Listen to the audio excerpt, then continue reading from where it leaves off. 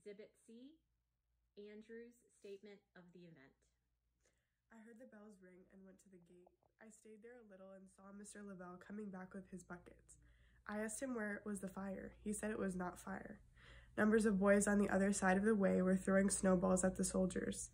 The sentinels were enraged and swearing at the boys calling them lobsters, bloody backs, and hollered, "Who buys lobsters?" There were also a number of people who stood where I did and were picking up pieces of sea coal that had been thrown out thereabout and snowballs and throwing them over at the sentinel. I went to a crossover where the soldiers were, and as soon as I got a glimpse of them, I heard somebody huzzah and say, "Here's old Murray with the riot act," and they began to pelt snowballs. The first word I heard was a grenadier say to a man by me, "Damn you, stand back." How near was he to him? He was so near that the grenadier might have run him through if he had stepped one step forward. While I stopped to look at him, a person came to get through. He turned about and said, "You damn lobster, bloody back, are you going to stab me?" The soldier said, "By God will I."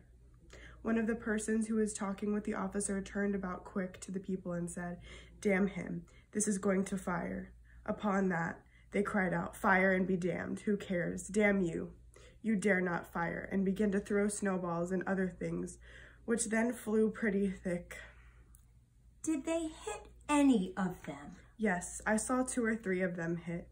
One struck a soldier on the hat, and the people who were right before them had sticks, and the soldiers were pushing their guns back and forth. They struck their guns, and one hit a grenadier on the fingers.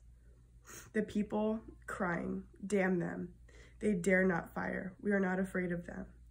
One of these people, a stout man with a long cordwood stick, threw himself in and made a blow at the officer.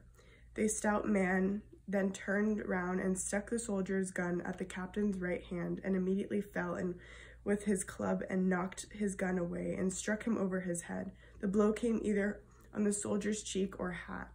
The stout man held the bayonet with his left hand and twitched and cried, "Kill the dogs, knock them over."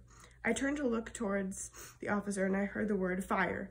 I thought I heard the report of a gun, and upon hearing the report, I saw the named grenadier swinging his gun, and immediately he discharged it.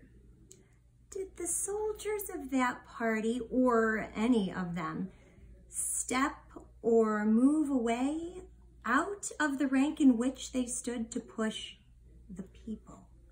Did you, as you passed through the people towards Royal